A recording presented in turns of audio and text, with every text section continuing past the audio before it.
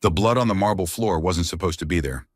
Rebecca Matthews Caldwell pressed her trembling hand against the cold stone of the Caldwell Industries lobby, her 7-month pregnant belly straining against her designer maternity dress as waves of pain crashed through her body like breaking glass. She had come here with dinner reservations at Harrison's favorite restaurant and news that would change everything. Their baby was a girl, their daughter, the child they had hoped for during 3 years of marriage that had grown increasingly cold and distant. Instead, she found herself staring through the floor-to-ceiling glass windows of Harrison's executive office, watching her husband of 3 years cup the face of Vivian Sterling, his 26-year-old marketing director, as they kissed with the desperate passion he hadn't shown Rebecca in over a year. The shock hit her nervous system like ice water, and her body responded with a sharp contraction that doubled her over and sent her designer handbag scattering across the pristine marble. "No, no, no," she whispered through gritted teeth, clutching her swollen belly as another wave of pain crashed through her. This couldn't be happening. Not now. Not when she finally had something beautiful and hopeful to share with the man she had loved since college. The man who had promised her forever during a fairy tale wedding that had cost more than most people's houses. The cramping intensified, and Rebecca felt a warm wetness between her legs that terrified her more than the betrayal she had just witnessed. Something was wrong. Something was seriously wrong with the baby, with her precious daughter who had been kicking so vigorously just an hour ago during her doctor's appointment. The executive office door opened with a soft, pneumatic hiss, and Vivian Sterling emerged first, her perfectly applied red lipstick somehow intact despite the passionate embrace Rebecca had witnessed. She was everything Rebecca felt she wasn't anymore. Tall, slim, despite never having carried a child, impeccably dressed in a tailored suit that probably cost more than Rebecca's monthly allowance, and radiating the kind of predatory confidence that came from knowing she was desired. When Vivian's cold blue eyes found Rebecca crumpled on the floor, her expression shifted from mild surprise to something uglier, something that revealed the calculating nature beneath her polished exterior. "Well, well," Vivian said, her voice dripping with false concern that fooled no one within hearing distance. "Look what the cat dragged in. You pathetic cow. Can't you see he doesn't want you anymore? Look at yourself. Fat, sweaty, desperate. Is this really how you thought you'd win him back?" Rebecca struggled to stand, her legs shaking from both physical pain and emotional devastation. Her maternity dress, which had made her feel beautiful and radiant during her doctor's appointment, now felt like a tent that advertised her vulnerability. "Vivian, I just came to surprise Harrison with dinner. I wasn't trying to—" "Save it," Vivian interrupted with a harsh laugh that echoed through the marble lobby. "We all know what this is. Another desperate attempt to get attention because you can't handle the fact that Harrison has outgrown you. He's a powerful man with sophisticated needs, and you're just a boring little housewife who got knocked up to trap him." Another contraction hit Rebecca so hard that she gasped and grabbed the nearest wall for support. The pain was different now, sharper and more urgent, accompanied by a growing sense that something fundamental was going wrong with her pregnancy. Harrison appeared in the doorway, his 6-foot frame filling the space as his dark eyes found his pregnant wife struggling on the lobby floor. His face went white with what appeared to be genuine panic, and for a moment Rebecca saw a flash of the man she had fallen in love with. The man who had held her during her father's funeral, who had surprised her with breakfast in bed on random Tuesday mornings, who had cried when they saw their baby's first ultrasound. "Rebecca, what are you doing here? Are you okay? Oh God, are you hurt?" The questions tumbled out of him as he rushed toward her, his Italian leather shoes clicking against the marble, in a rhythm that matched Rebecca's racing heartbeat. The genuine panic in his voice might have comforted her once, back when she believed that his concern for her was automatic and unconditional. Now it only highlighted how long it had been since he had shown her that kind of immediate, instinctive worry about her well-being. "I wanted to surprise you," Rebecca managed between contractions, her voice barely above a whisper. "The doctor's appointment, the ultrasound. Harrison, she's a girl. Our baby is a girl. We're having a daughter."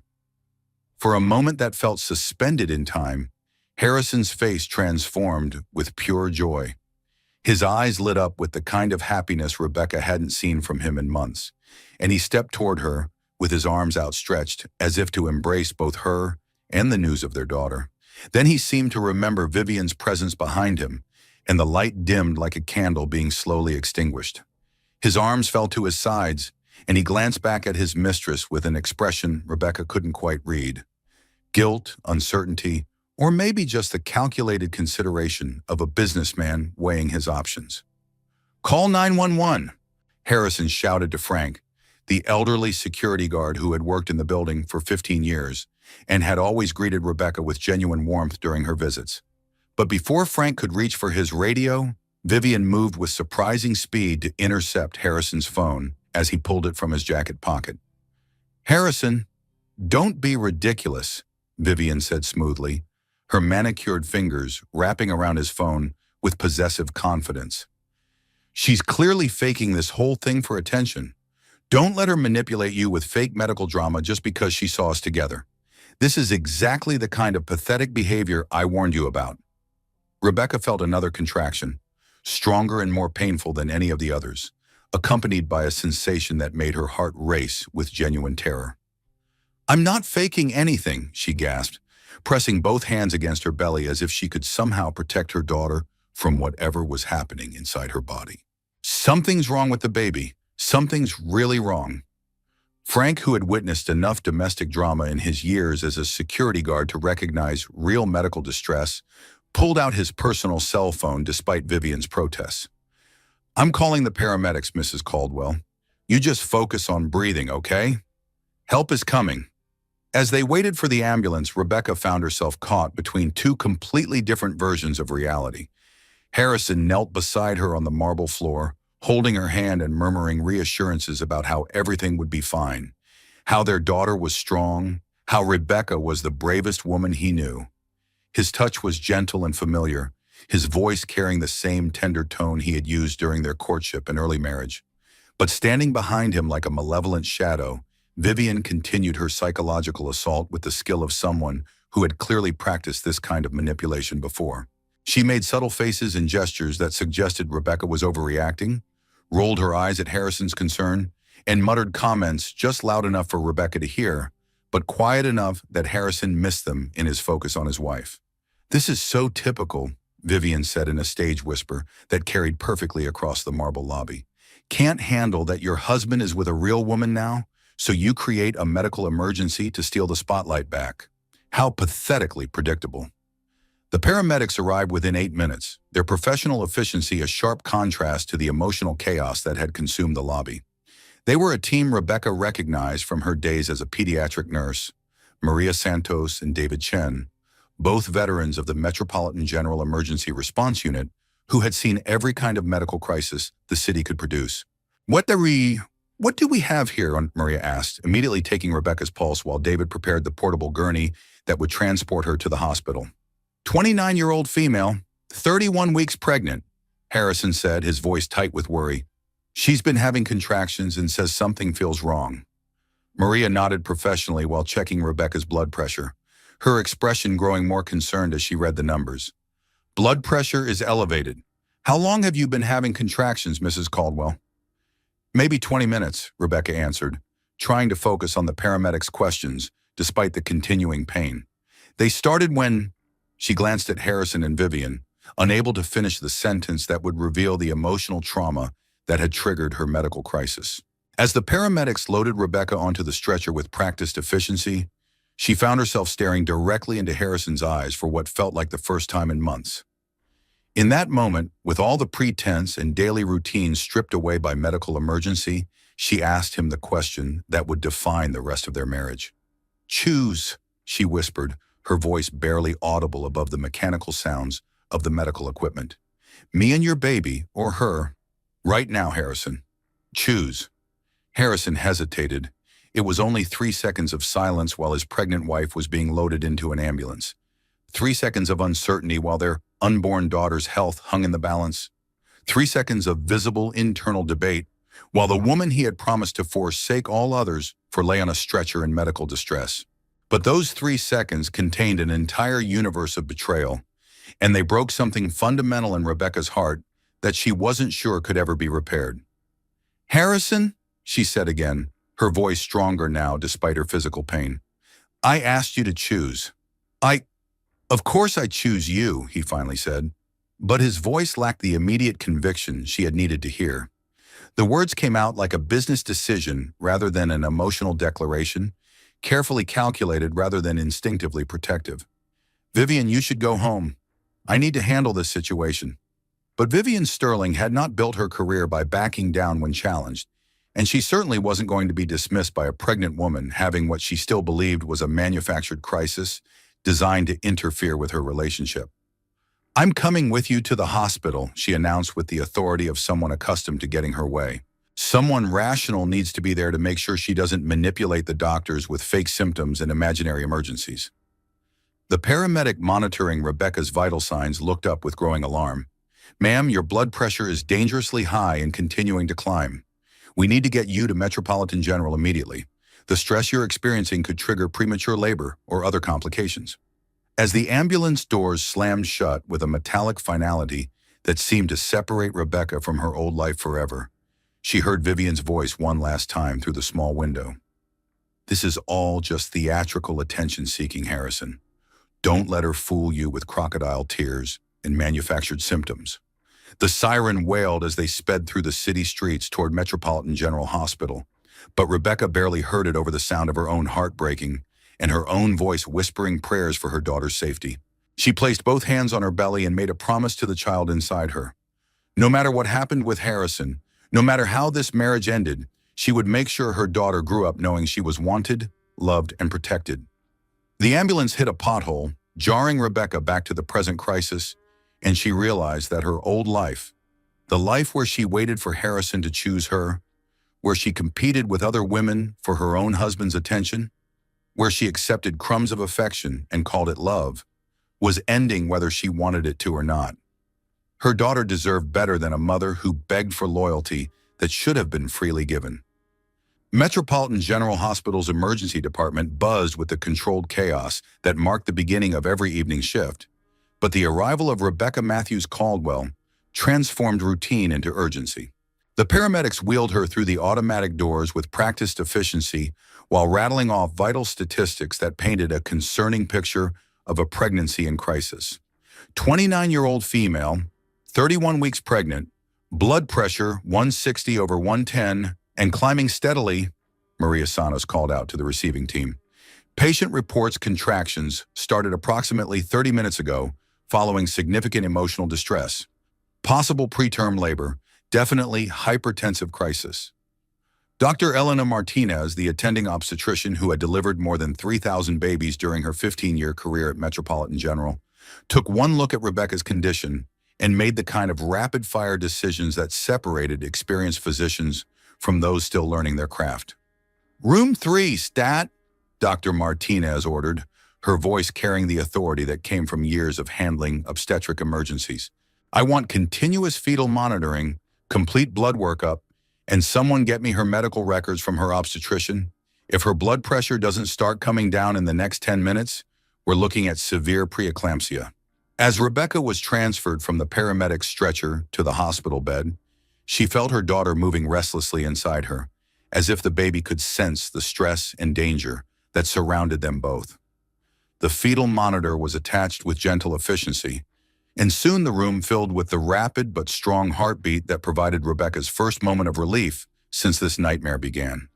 "Mrs. Caldwell," Dr. Martinez said, her voice professionally gentle as she checked the readouts from the various monitors now surrounding Rebecca's bed.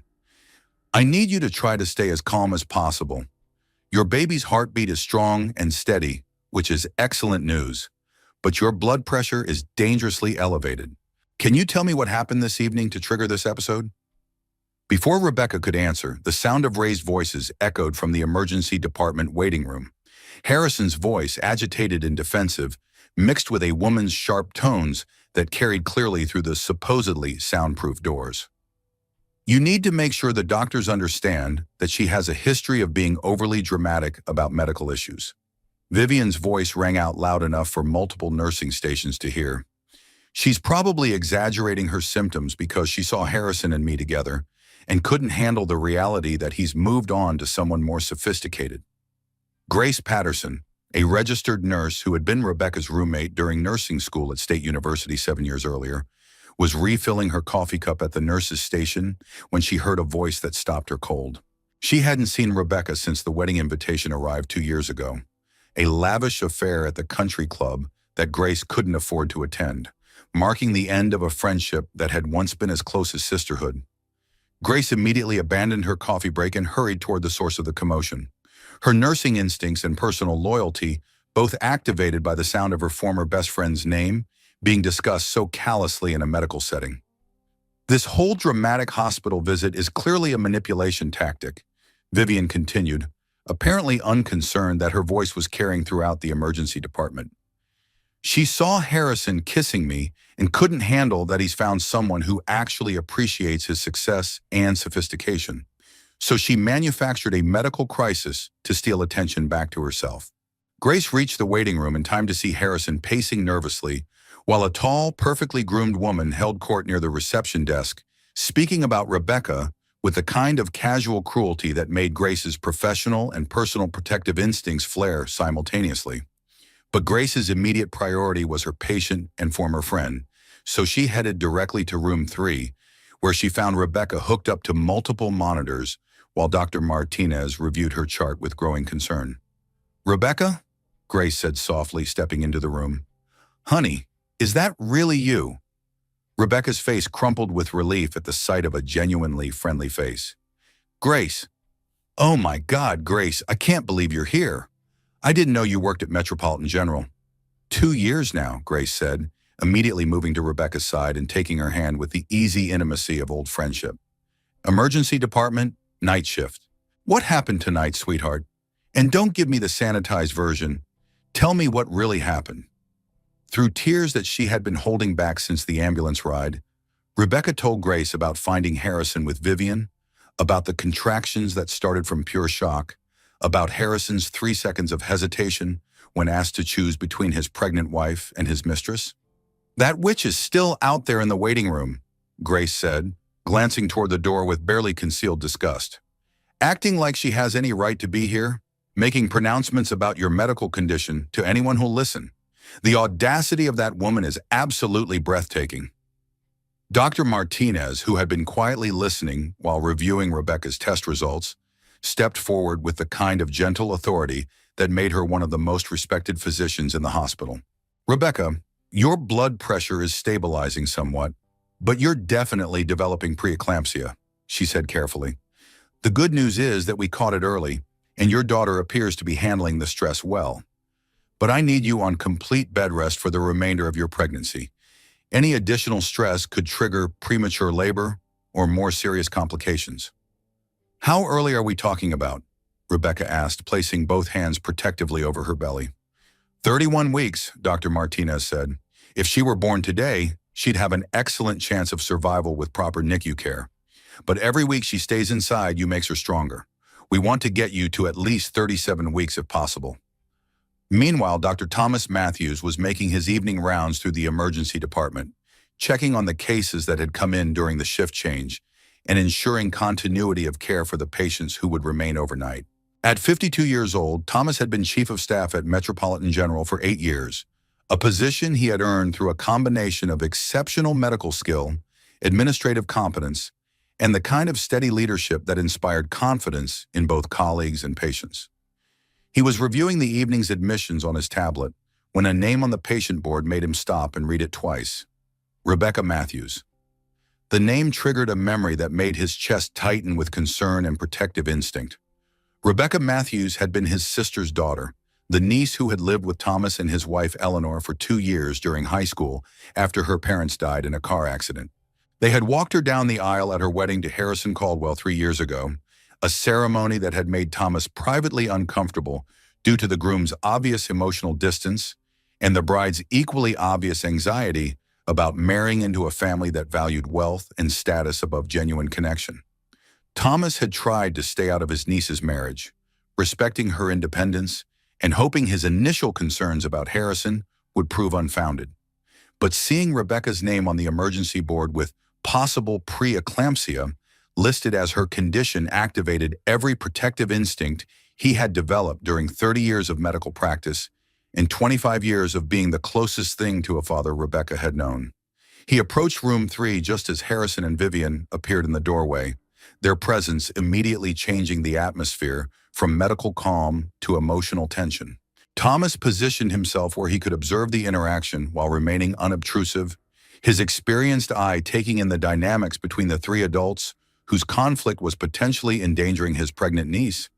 Vivian immediately launched into her familiar refrain about Rebecca's unnecessary dramatics and suggested that she was clearly fine now, since she was sitting up in bed and having what appeared to be a normal conversation with her nurse.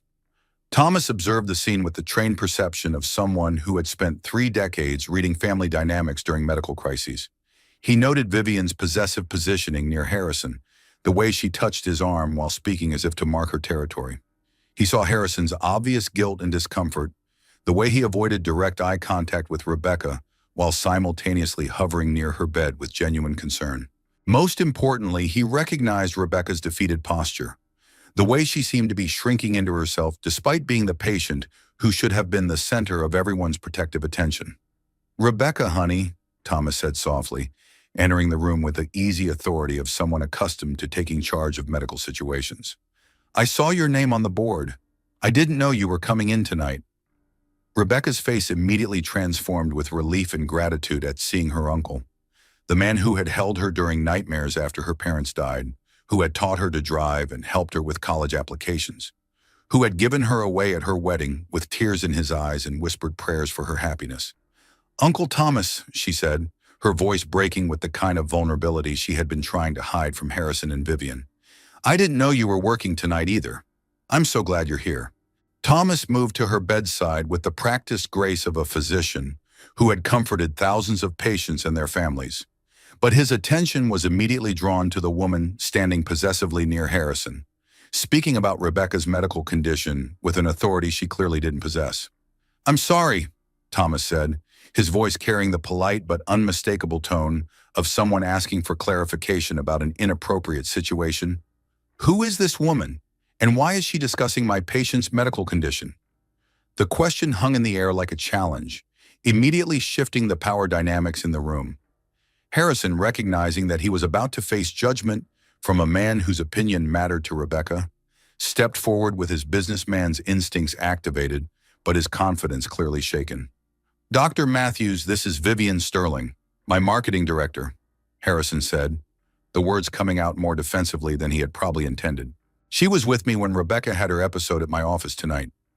"Episode?" Thomas repeated, his voice taking on the dangerously calm tone that his medical colleagues knew meant he was fighting to control his temper. "And you felt it was appropriate to bring your marketing director to your pregnant wife's hospital visit?"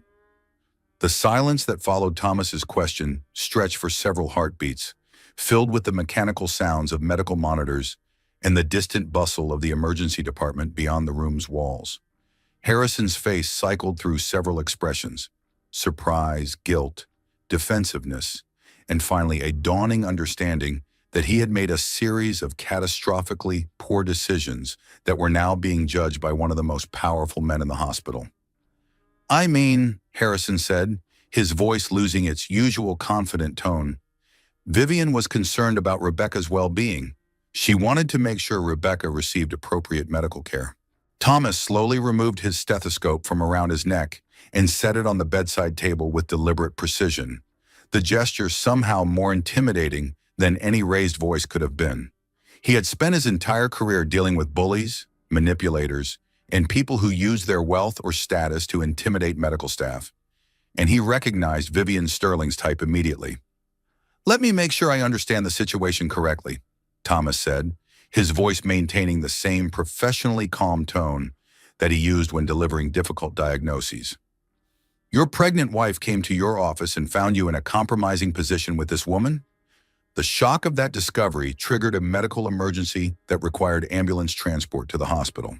And your response was to bring the woman your wife found you with to her hospital room." When Thomas laid out the sequence of events in stark clinical terms, the sheer inappropriateness of Harrison's choices became impossible to deny or justify.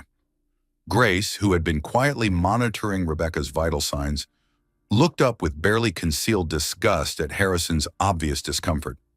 But Vivian Sterling, either too arrogant or too sociopathic to recognize the danger of the situation she was in, chose that moment to double down on her aggressive approach, rather than retreat with whatever dignity she might have preserved. "Well, Dr. Matthews," Vivian said with the false sweetness that poorly concealed her irritation at being questioned by anyone, "maybe you should know the full story before you start making judgments. Your niece has been nothing but trouble for Harrison. She's clearly trying to trap him with this pregnancy, and now she's manufacturing medical emergencies to get attention whenever she feels like their relationship isn't going her way." The machines monitoring Rebecca's vital signs immediately began beeping faster as her blood pressure spiked in response to Vivian's verbal attack. Thomas noticed the change instantly, his medical training overriding his personal feelings, as he recognized that his patient was being caused actual physical distress by this woman's presence. "Grace," Thomas said calmly, never taking his eyes off Vivian, "can you please adjust Mrs. Caldwell's position and check her IV? Her blood pressure is responding to stress factors in the room." Grace immediately moved to comply, her nursing training making her an expert at recognizing and responding to patient distress. As she adjusted Rebecca's bed and checked the IV line, she positioned herself between Rebecca and Vivian in a subtle but unmistakable protective gesture. "Ma'am," Grace said firmly, addressing Vivian directly for the first time, "your voice is elevated and you're causing medical distress to my patient. I'm going to need you to lower your voice and step back from the bed." But Vivian was too committed to her attack to recognize the professional warnings she was being given. In her experience, intimidation and manipulation had always worked eventually, and she wasn't prepared to back down from what she saw as a challenge to her authority over the situation. "Medical distress?" Vivian laughed, the sound sharp and ugly in the confined space of the hospital room. "Look at her. She's sitting up talking. She's obviously fine. This whole thing is just theater designed to manipulate Harrison into feeling guilty about finally finding someone who appreciates what an amazing man he is." Thomas had spent decades learning to control his temper in crisis situations, developing the kind of professional calm that allowed him to make life-and-death decisions under extreme pressure. But something about this woman's callous disregard for his pregnant niece's well-being, combined with her obvious pleasure in causing emotional pain to a vulnerable patient, pushed him past his usual tolerance for difficult family members. "Ms. Sterling," Thomas said, and his voice carried the full weight of 30 years of medical authority and administrative power, "preeclampsia is a potentially fatal condition that affects both mother and child. Elevated stress levels are a major contributing factor to complications that can result in seizures, organ failure, or death. Your presence in this room is medically contraindicated, and I'm asking you to leave." Harrison, finally beginning to understand the gravity of both his wife's medical condition and the social situation he had created, made a half-hearted attempt to diffuse the tension that was clearly escalating beyond his control. "Vivian," he said quietly, "maybe you should wait in the car. I can handle this situation from here." But Vivian Sterling had not built her career by accepting dismissal from anyone, especially not when she felt her relationship with Harrison was being threatened by what she still believed was Rebecca's calculated manipulation of the medical system. "I'm not going anywhere," she declared, with the authority of someone accustomed to getting her way through sheer force of will. "Harrison needs someone rational here to make sure he doesn't get emotionally manipulated by fake tears and manufactured symptoms. I'm not leaving him alone with someone who's obviously willing to fake medical emergencies to get attention." That statement marked the moment when Grace Patterson decided she had heard enough. As Rebecca's friend and as a registered nurse with legal and ethical obligations to protect her patients, she had both personal and professional reasons to remove this woman from the medical environment. "Ma'am," Grace said, her voice taking on the firm authority that nurses developed when dealing with disruptive family members, "you are causing documented medical distress to my patient. Her blood pressure has spiked significantly since you began speaking. I need you to step outside immediately." "Don't you dare try to tell me what to do," Vivian snapped, her carefully maintained composure finally cracking to reveal the rage underneath. "Do you have any idea who I am? Do you understand who you're talking to?" Grace, who had spent 7 years dealing with entitled family members, abusive partners, and people who thought their wealth or status gave them the right to terrorize medical staff, stood her ground with the calm confidence of someone who knew exactly what her professional obligations were. "Ma'am, I know exactly what I'm looking at," Grace said steadily, "and I'm telling you that you need to leave this room now, or I'll call security to escort you out." What happened next would be burned into everyone's memory as the moment when Vivian Sterling revealed her true nature and ensured that she would face serious criminal consequences for her behavior. "Don't touch me!" Vivian screamed and delivered a deliberate two-handed shove to Grace's shoulders that sent the nurse stumbling backward toward Rebecca's bed. Grace, caught completely off balance by the unexpected physical assault, fell against Rebecca's bed with enough force to cause the entire structure to shift. The sudden movement caused Rebecca to slide sideways as she instinctively tried to protect her pregnant belly, and the IV stand toppled over with a metallic crash that brought medical staff running from throughout the emergency department.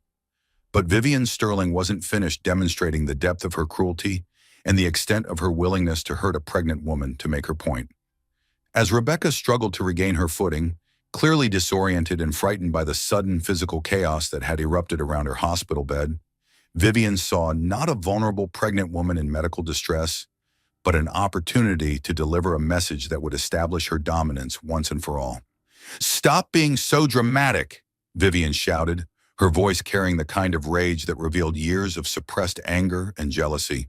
And then, with deliberate and unmistakable intent, she kicked Rebecca hard in the shin as Rebecca was trying to stand up.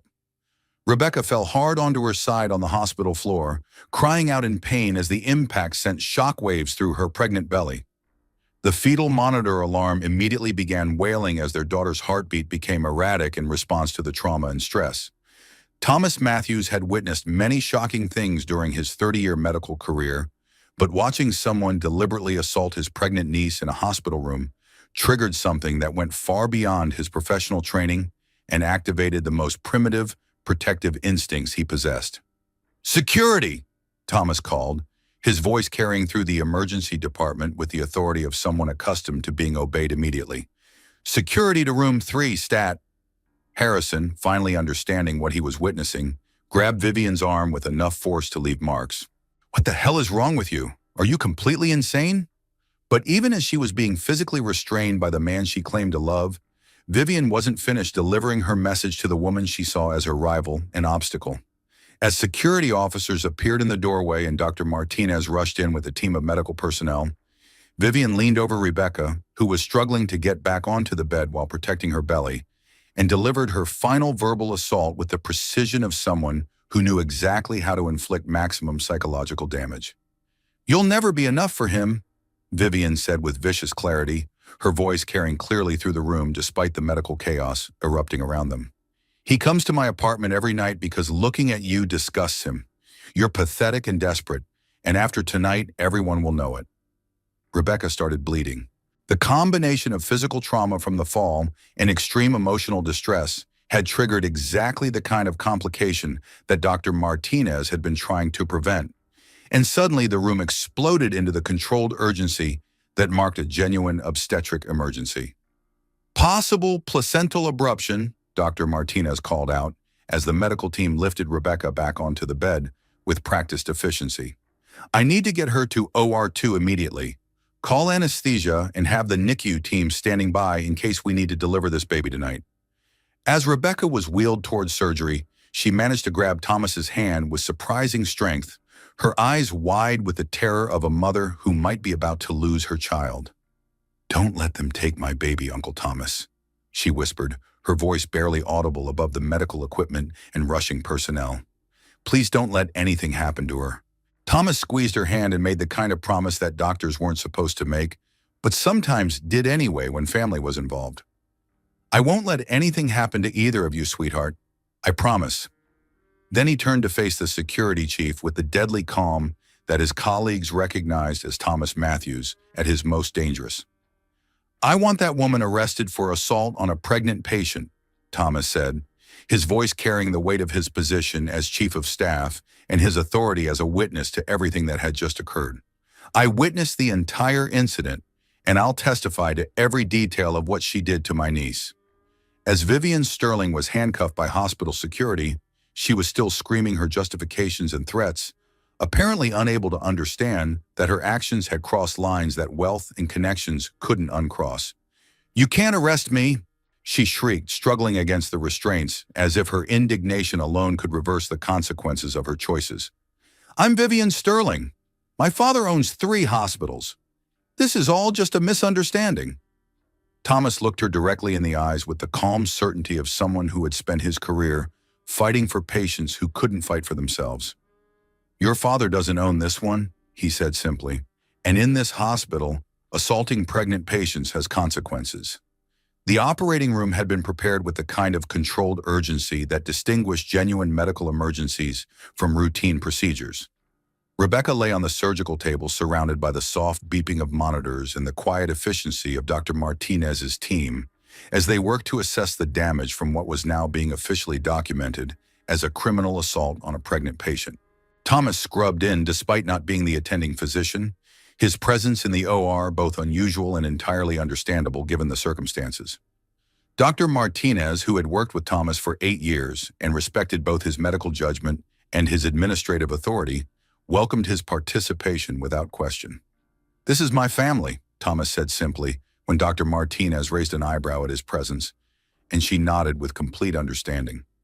In situations like this, personal connections often brought out the absolute best in medical teams, creating a level of dedication and care that went beyond professional obligation. The ultrasound machine was wheeled into position, and Rebecca held her breath as the technician moved the wand across her belly, searching for the reassuring sound of her daughter's heartbeat. The silence stretched for what felt like hours, but was probably only 15 or 20 seconds, during which Rebecca's mind raced through every worst-case scenario she had learned during her nursing training. "There," Dr. Martinez said with audible relief, pointing to the monitor where a strong, steady heartbeat pulsed in perfect rhythm. "Beautiful heartbeat, normal rate. Baby's position looks good, no signs of distress. Rebecca, I think we caught this situation before it could develop into serious complications." Rebecca started crying, not from pain or fear, but from overwhelming relief and gratitude that her daughter had survived Vivian's attack without apparent harm. "She's really okay. The kick didn't hurt her?"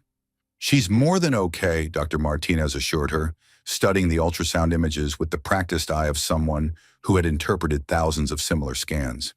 "Your body did exactly what it was designed to do. It protected her from the trauma. The bleeding appears to be from stress and the physical impact of your fall, not from placental abruption or other serious complications." Dr. Martinez continued her examination while explaining her findings to both Rebecca and Thomas, her voice carrying the kind of cautious optimism that experienced physicians used when delivering good news that came with important qualifications. "However," she continued, "we need to keep you under close observation for the rest of your pregnancy. What happened tonight, both the physical assault and the extreme emotional trauma, could have triggered premature labor or other complications. Any additional incidents like this could endanger both you and your daughter." Meanwhile, in the emergency department waiting room, Harrison paced in tight circles while Vivian sat in a chair with her hands cuffed behind her back, still maintaining her innocence, despite the fact that 6 hospital staff members, 2 security guards, and the chief of staff had witnessed her assault on a pregnant woman in a medical setting. The emergency department had transformed into something resembling a crime scene, with police officers taking statements from witnesses and hospital security preserving video evidence of the assault. Detective Maria Santos, a specialist in domestic violence cases who had been called in specifically because of the nature of the incident, was methodically documenting everything with a thoroughness that came from years of building cases against people who hurt vulnerable victims. "This is absolutely ridiculous." Vivian continued to rant to anyone within hearing distance, apparently unable to grasp that her protests of innocence were being contradicted by overwhelming evidence. "She fell on her own. Everyone saw her fall.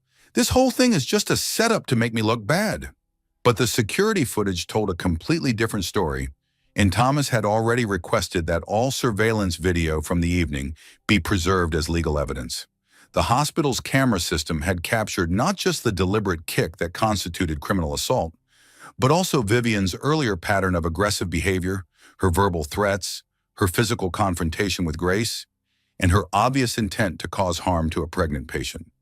Sam Morrison, Harrison's business partner and closest friend since college, arrived 30 minutes after Grace called him with news of the situation.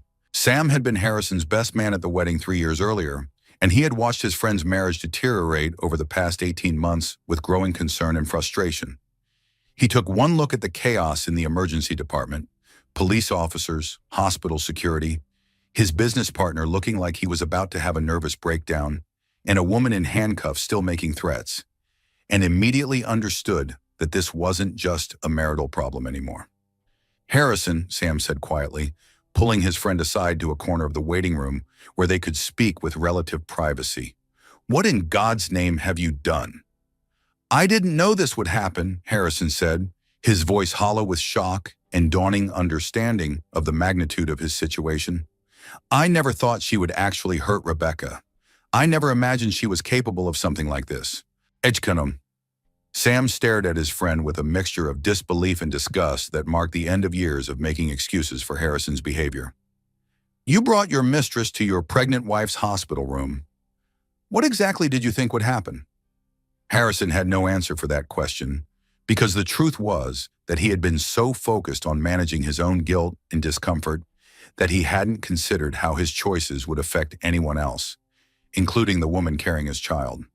"The board is going to hear about this," Sam continued, his voice taking on the hard edge of someone delivering news that would change everything. "This kind of scandal doesn't stay quiet. You're about to lose everything. Your marriage, your reputation, probably your position with the company." Eleanor Matthews arrived 45 minutes after receiving Thomas's emergency text, having driven directly from the nonprofit board meeting where she had been discussing funding for domestic violence prevention programs. At 55 years old, Eleanor was a retired social worker who had spent 30 years advocating for women and children in crisis situations, and she possessed the kind of moral authority that came from decades of fighting for people who couldn't fight for themselves. She took one look at Vivian being processed for assault charges and Harrison's obvious guilt and panic, and her expression hardened into the look that had intimidated abusive husbands, negligent fathers, and corrupt officials for 3 decades of professional advocacy work. "Thomas texted that Rebecca was hurt," Eleanor said to Harrison, her voice carrying the kind of cold authority that made grown men reconsider their life choices. "He didn't mention it was because her husband brought his girlfriend to physically attack her in a hospital." Harrison tried to stammer some kind of explanation or justification, but Eleanor held up her hand with the gesture she had perfected during thousands of confrontations with people who had hurt the vulnerable clients she had spent her career protecting. "Don't," she said simply.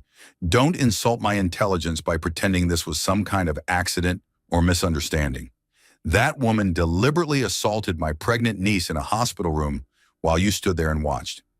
Dr. Martinez emerged from the surgical area with the cautiously good news that everyone had been hoping for, but hadn't dared expect given the circumstances of the evening. Rebecca and the baby were stable, with no signs of serious complications from the assault, but the next few months would be critical for ensuring a safe delivery. "Mrs. Caldwell and her daughter are stable, Doctor," Martinez announced to the group that had gathered in the waiting area. "We found no evidence of placental abruption or fetal distress. However, she'll need complete bed rest for the remainder of her pregnancy. Any additional physical or emotional stress could trigger premature labor or other serious complications."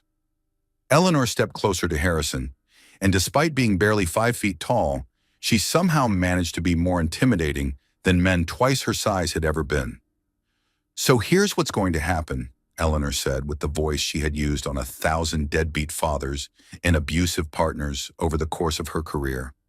"You're going to make a choice right now about whether you want to be a father to this child or just another man who abandoned his family when things got complicated." Harrison stared at her, apparently unable to process what she was telling him. "What do you mean, choice? Of course I want to be a father." "Son," Eleanor said with the kind of patience she reserved for people who were too stupid or selfish to understand the obvious, "your girlfriend just physically assaulted your pregnant wife in a hospital. If you think any family court judge in this state is going to grant you unsupervised access to a child after this incident, you're even more deluded than you appear." The weight of Eleanor's words hit Harrison like a physical blow as he began to understand that this wasn't just a marriage problem or even a criminal matter. This was about his fundamental right to be involved in his daughter's life. Vivian, overhearing Eleanor's explanation of the legal consequences that Harrison was facing, exploded in fresh outrage that revealed just how divorced from reality her understanding of the situation had become. "That's completely ridiculous," she shouted from her position in the hard plastic chair where she was waiting to be transported to jail. "I barely touched that manipulative little fraud. She's obviously faking the whole thing to make herself look like some kind of victim." Eleanor turned to look at Vivian with the expression she had developed over 30 years of dealing with the absolute worst examples of human behavior that society had to offer. "Honey," she said with the calm certainty of someone who had documented hundreds of abuse cases, "I've been working with victims of domestic violence since before you were born. I know exactly what I'm looking at, and what I'm looking at is a woman who attacked a pregnant patient in a hospital because she was jealous of a marriage that was already ending." Detective Santos finished taking statements from all the witnesses and approached the group with the kind of professional gravity that indicated serious criminal charges were being filed. "Mr. Caldwell," Detective Santos said, addressing Harrison directly, "I want you to understand that this case is going to proceed regardless of your wife's wishes or your family's preferences. Assault on a pregnant woman in a medical setting is a felony in this state, and we have multiple witnesses and video evidence of the attack." As Vivian Sterling was finally led away in handcuffs, still screaming threats and justifications, Rebecca was being moved from surgery to a private room where she would spend the next several days under observation. The criminal case against Vivian was already being built, but the larger questions about Harrison's marriage, his relationship with his daughter, and his future were just beginning to be addressed. Thomas looked at the legal and medical team that was assembling around his niece and realized they weren't just dealing with a single incident of violence. They were confronting an entire system that had allowed a wealthy, connected woman to believe she could assault a pregnant patient without consequences. This time, that system was going to work for the victim instead of the perpetrator. The next morning brought a media storm that neither Harrison nor his expensive public relations team had anticipated. The story of a billionaire's mistress assaulting his pregnant wife in a hospital had captured public attention in a way that transcended typical society page gossip, touching on issues of domestic violence, wealth inequality, and the vulnerability of pregnant women that resonated with audiences far beyond the usual celebrity scandal demographics. "Billionaire's mistress charged with hospital assault on pregnant wife," read the headline in the morning edition of the city's largest newspaper, accompanied by a photograph of Vivian being led away in handcuffs and a smaller image of Rebecca being wheeled into the ambulance. The story painted a clear narrative of an entitled woman whose jealousy had driven her to attack a defenseless pregnant patient in a medical setting. Harrison's business was feeling the impact before the markets even opened. 3 major clients called before 8 a.m. to postpone their development projects pending resolution of the scandal. The board of directors scheduled an emergency meeting for that afternoon to discuss Harrison's future with the company he had built from his father's modest construction business into a billion-dollar real estate empire. But Harrison was discovering that his business problems were the least of his concerns. Rebecca had awakened in her hospital room surrounded by an army of protectors who had assembled overnight to ensure her safety and her daughter's well-being, creating a network of support that rivaled anything his wealth and connections could provide. Grace had arranged her schedule to work double shifts so she could personally oversee Rebecca's care. Thomas had moved his office hours to the evening so he could spend his days coordinating with the medical team treating his niece. Eleanor had arrived with a suitcase, having informed the hospital administration that she would be staying in Rebecca's room until her niece was discharged. Most surprisingly, Harrison's own mother had driven through the night from her estate in the Hamptons, arriving at dawn with the kind of grim determination that indicated she was prepared to take sides in a family conflict that could define the rest of their relationships. Margaret Caldwell was a woman who had built her adult life around maintaining appearances, protecting her family's reputation, and navigating the complex social expectations of inherited wealth. But she was also a mother who had spent 68 years learning to distinguish between genuine character and superficial charm. And what she had witnessed the previous evening had clarified her priorities in ways that surprised even her. "Rebecca, dear," Margaret said, taking her daughter-in-law's hand with uncharacteristic warmth, "I want you to know that what happened last night was not how I raised my son, and it's not what I want for my granddaughter." Rebecca was genuinely surprised by this support from a woman who had always been polite but emotionally distant, maintaining the kind of formal relationship that seemed to emphasize the class differences between Rebecca's middle-class nursing background and the Caldwell family's generational wealth. "Mrs. Caldwell," Rebecca said carefully, "you don't need to apologize for Harrison's choices. Those were his decisions to make." "Yes, I do need to apologize," Margaret said with surprising firmness. "I saw the signs that something was wrong in your marriage. I noticed Harrison's emotional distance, his increasing focus on work at the expense of his family, his obvious discomfort with the responsibilities of impending fatherhood. I chose to stay silent because I told myself it wasn't my place to interfere." Margaret paused to gather her thoughts, clearly struggling with admissions that went against a lifetime of maintaining family privacy and avoiding uncomfortable conversations. "But my silence made me complicit," she continued. "By not warning you about what I was seeing, by not confronting Harrison about his behavior, by not taking steps to protect you and my granddaughter, I failed in my obligations as both a mother-in-law and a grandmother." Dr. Martinez arrived for her morning rounds with news that Rebecca's condition had stabilized overnight, but the next few months would be critical for ensuring both her health and the baby's continued development. "Your blood pressure has come down significantly, which is excellent news," Dr. Martinez explained while reviewing the overnight monitoring reports. "But you're going to need complete bed rest for the remainder of your pregnancy. No work, no stress, no physical activity beyond basic daily care. Any deviation from this regimen could trigger the kind of complications we managed to avoid last night." Jessica Reynolds, the hospital social worker who specialized in domestic violence cases, arrived to document everything for Rebecca's protection and to connect her with legal resources that would ensure her rights were protected throughout the criminal proceedings against Vivian. "Rebecca," Jessica said gently, sitting beside the hospital bed with the calm professionalism that came from years of helping women navigate crisis situations, "I want to make sure you understand that you have options and resources available to you. What happened last night wasn't your fault, and you don't have to face the consequences alone."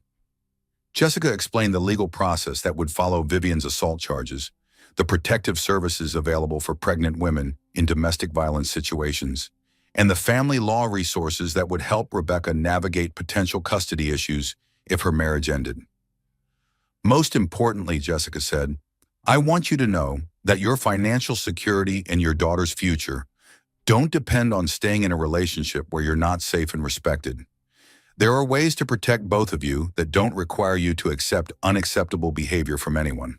Harrison arrived at the hospital that evening, not as a husband demanding his rights, but as a man who was beginning to understand the magnitude of what he had lost and the work he would need to do to earn any chance at redemption. He found Rebecca's room filled with the people who had become her protective circle.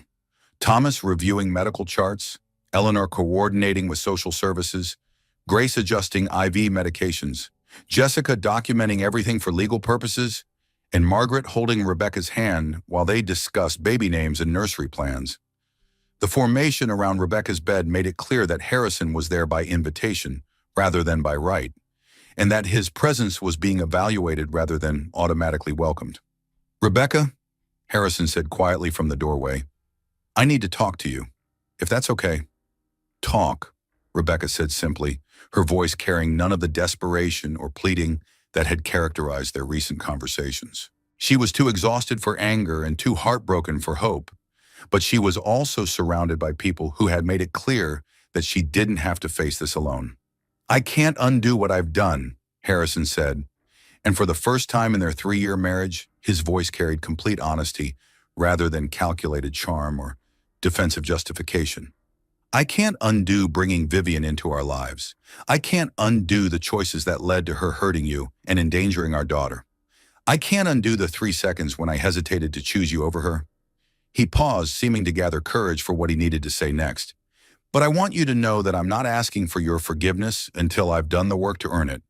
I'm not asking you to make any decisions about our marriage until I've proven that I'm capable of being the husband and father that you and our daughter deserve. Sure. Rebecca studied his face, looking for the manipulation and self-serving promises that had characterized most of their serious conversations over the past year. Instead, she saw something she hadn't expected: genuine humility and what appeared to be authentic remorse. "What does that mean specifically?" she asked. "It means I've already contacted Dr. Sarah Chen, who specializes in therapy for men who've committed emotional abuse," Harrison said, his voice steady despite the obvious difficulty of these admissions. "I'll be seeing her twice a week, individually, to understand how I became capable of the choices I made last night." Thomas and Eleanor exchanged surprised looks. This wasn't the response they had expected from Harrison, who had always seemed more interested in managing the optics of problems than addressing their underlying causes. "I'm also joining a group program for people who want to understand how they became capable of hurting the people they claim to love," Harrison continued. "I know that sounds like corporate therapy or public relations management, but I've spoken with Dr. Chen extensively, and she doesn't work with people who aren't committed to genuine change." Margaret reached over to squeeze Rebecca's hand, her expression showing a mixture of hope and caution that reflected her own complicated feelings about her son's promises. "I've already spoken with my attorneys about setting up a trust fund that will ensure you and our daughter are financially secure regardless of what happens to our marriage or my business," Harrison added. "You'll never have to depend on me financially, which means that if you ever choose to give me another chance, it will be because you want to, not because you need to." Shishana. Rebecca felt their daughter kick, as if responding to her father's voice, and the emotional intensity of the conversation happening around her. "Harrison," Rebecca said quietly, "I loved you. I really, truly loved you. But love isn't enough when there's no trust left, and I don't know if trust can be rebuilt after what happened." "I know," Harrison said, and his acceptance of that reality was perhaps the most encouraging thing he had said.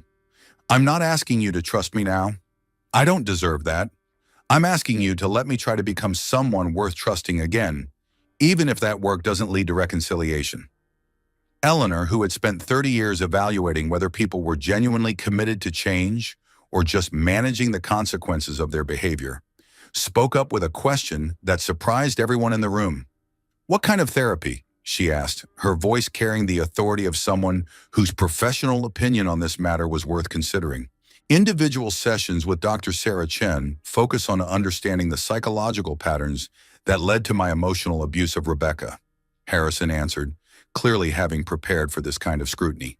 "The group program is specifically for men who've betrayed their families and want to understand how they became capable of that level of selfishness and cruelty."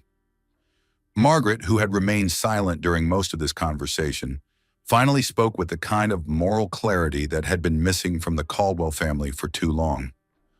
"Whatever you decide, Rebecca," she said, her voice carrying the weight of 68 years of experience and the authority of someone who controlled significant financial resources, "you and my granddaughter will have my complete support. If Harrison proves that he's genuinely changed, we'll welcome that. If he doesn't, you'll still be family, and you'll still be protected." For the first time since this nightmare had begun, Rebecca felt like she had real choices instead of just survival options.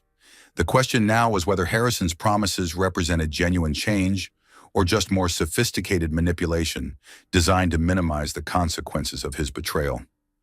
Only time would tell, but at least now Rebecca had the resources and support to make whatever decision was truly best for her and her daughter, rather than whatever decision seemed least dangerous in the moment.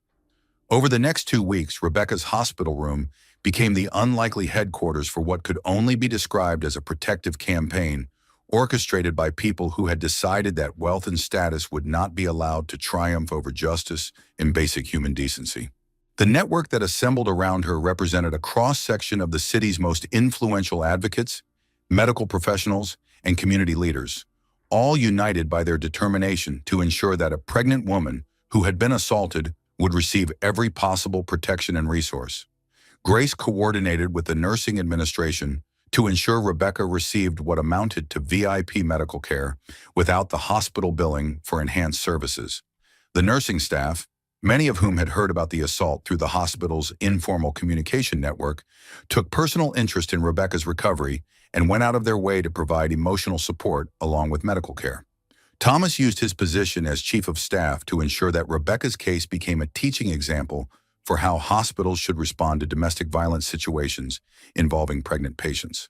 He arranged for Jessica Reynolds to present Rebecca's case to medical students and resident physicians as an example of comprehensive victim advocacy in medical settings. Eleanor transformed her temporary residence in Rebecca's room into a command center for coordinating legal, social, and financial support services. She contacted every domestic violence organization in the state to ensure Rebecca had access to the best legal representation available, regardless of her ability to pay for it. Most surprisingly, Margaret Caldwell had quietly contacted her family's attorneys to establish a trust fund that would ensure Rebecca's financial independence, regardless of what happened to Harrison's business or their marriage.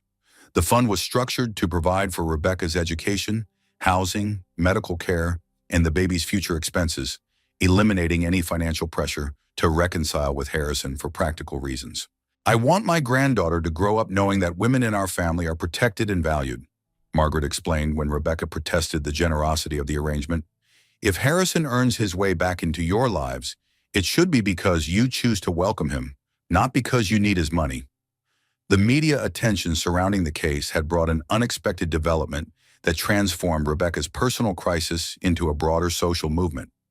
Women from across the country began writing to Rebecca care of the hospital, sharing their own stories of violence during pregnancy and expressing gratitude that someone with access to legal resources and media attention was speaking publicly about the vulnerability of expectant mothers.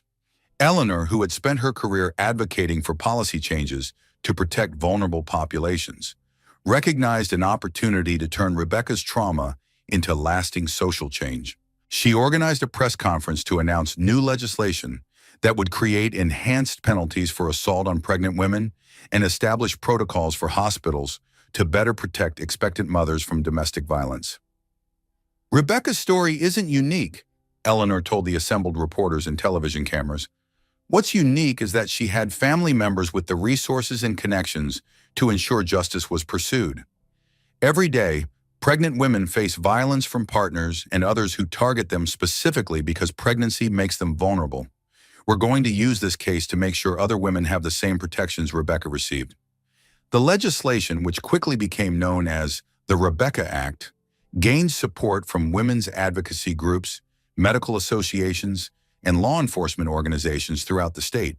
Rebecca found herself at the center of a movement she had never intended to start, transforming her private trauma into public purpose in ways that gave meaning to her suffering. Harrison, meanwhile, was discovering that genuine behavioral change was more difficult and painful than he had anticipated when he made his promises to Rebecca. Dr. Sarah Chen's therapy sessions forced him to confront uncomfortable truths about his character, his marriage, and his fundamental understanding of relationships and responsibility.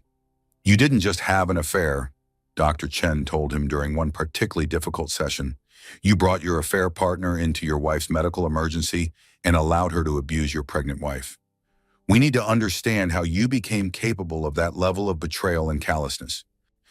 The group therapy sessions were even more challenging, as listening to other men describe their patterns of emotional abuse, manipulation, and betrayal helped Harrison recognize behaviors in himself that he had previously rationalized or ignored. "I always told myself that I worked long hours and focused on building wealth because I was providing for my family," Harrison admitted during one group session. "But the truth is that I used work as an excuse to avoid the emotional intimacy that marriage required. When Rebecca needed me to be present and engaged, I chose to be anywhere else." Dr. Chen helped him understand that his affair with Vivian hadn't been about attraction or passion. It had been about power and control.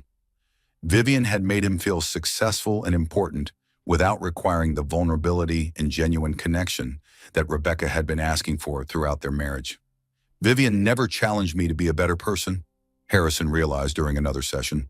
"She just told me I was already perfect. Rebecca challenged me to grow, to be emotionally available, to take responsibility for my behavior.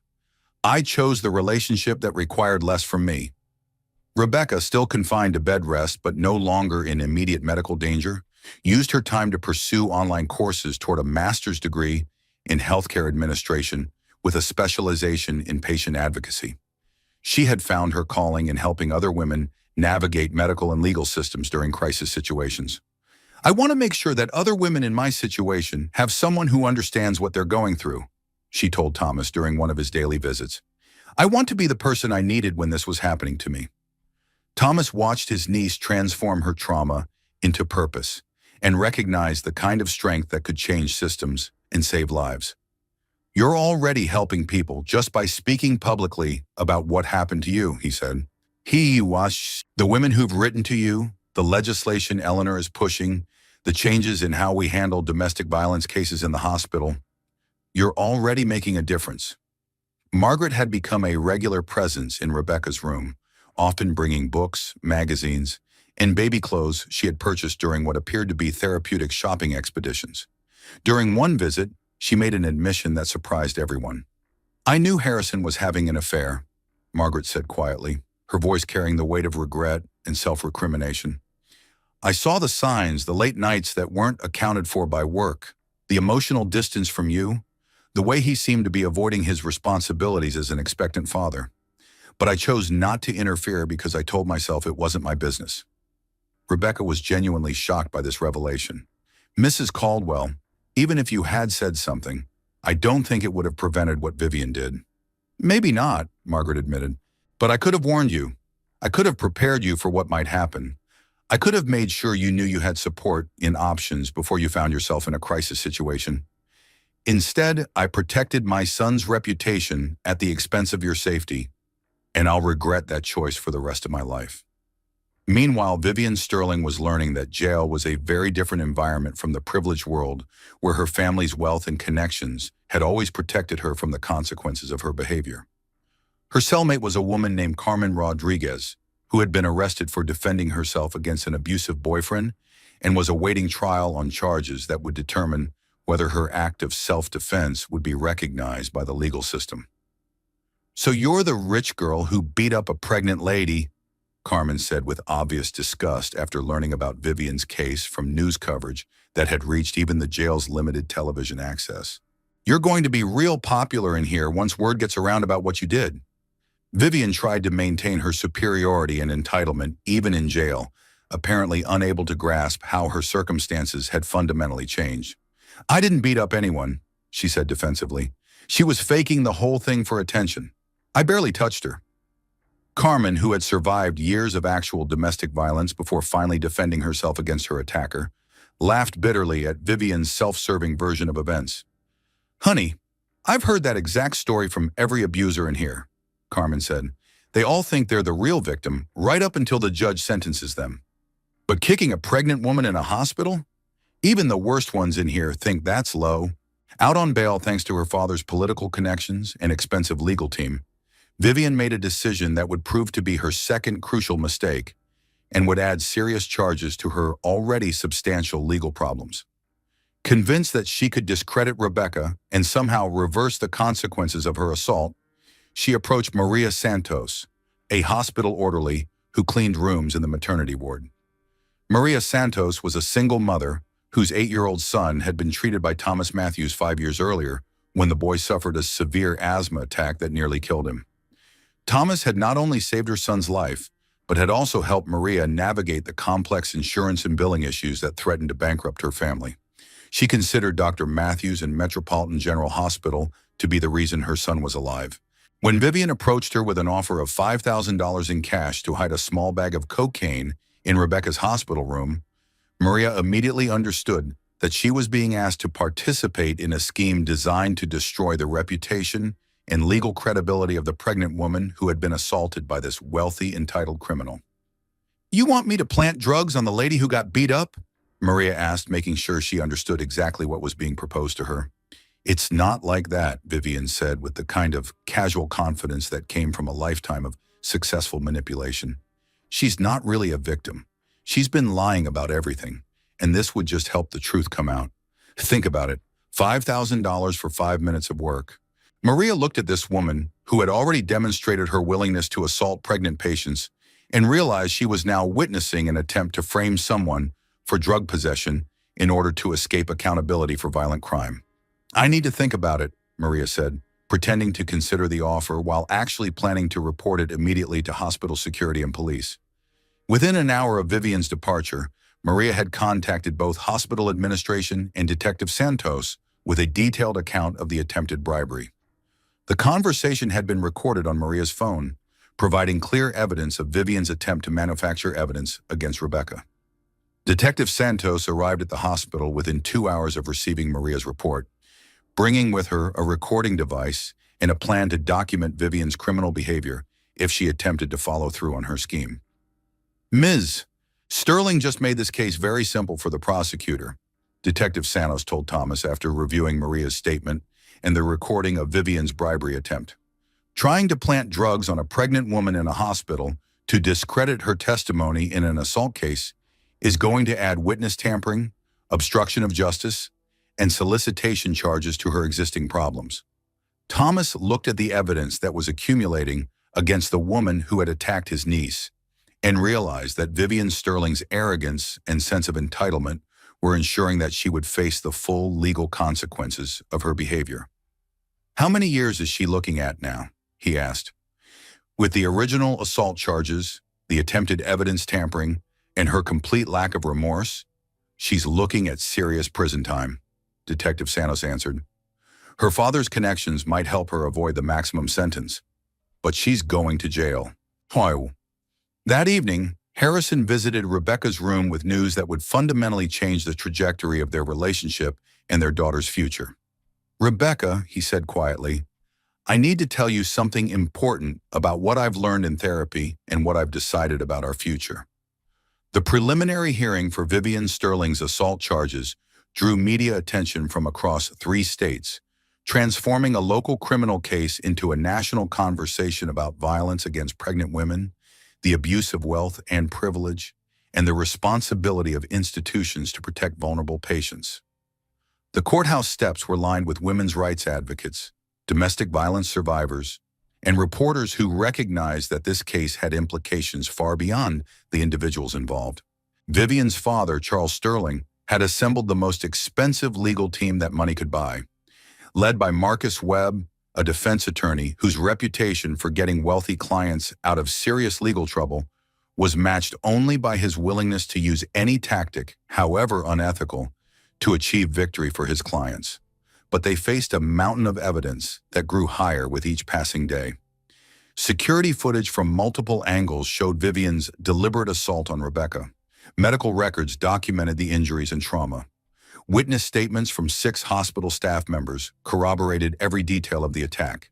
And now, thanks to Vivian's own arrogance, they also had attempted bribery charges supported by recorded conversations and additional witness testimony. Prosecutor Janet Morrison had built her career on cases involving violence against women and children, and she recognized that Rebecca's case offered an opportunity to establish legal precedents that would protect other vulnerable victims. She approached the prosecution with the kind of methodical preparation that had made her one of the most respected prosecutors in the state. "Your Honor," Morrison said during the preliminary hearing, "the defendant didn't just assault Mrs. Caldwell once.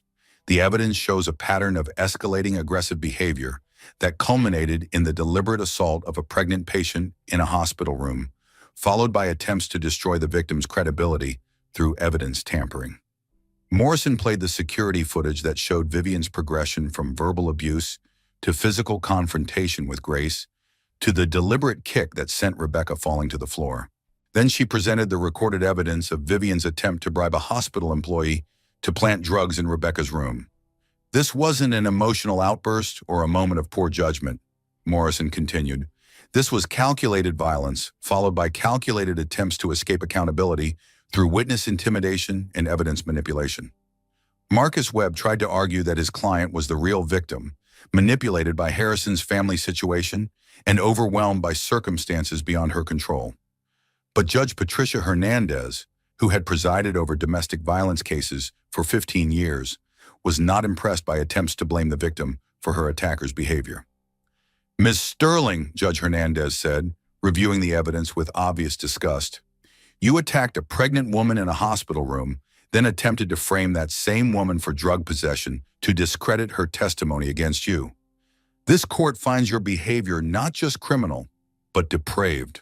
Outside the courthouse, Eleanor held a press conference that was broadcast live across multiple news networks, using Rebecca's case to announce the introduction of comprehensive legislation designed to strengthen legal protections for pregnant women and improve hospital protocols for domestic violence situations. Rebecca's strength and courage in speaking publicly about what happened to her has already saved other women, Eleanor told the assembled reporters and advocates.